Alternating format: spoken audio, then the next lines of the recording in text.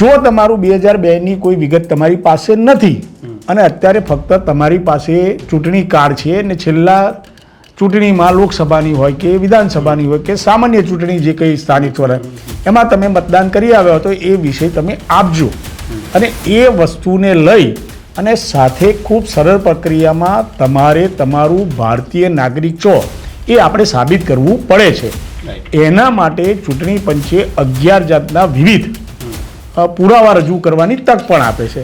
એમાં સામાન્યપણે જે સામાન્ય માણસ છે અથવા તો આપણે ગુજરાતી તરીકે કહીએ તો આપણું જન્મનું પ્રમાણપત્ર હોય અથવા તો 10માનું કે 12મા ધોરણનું સ્કૂલ લિવિંગ સર્ટિફિકેટ હોય અથવા તો આપનો પાસપોર્ટ હોય.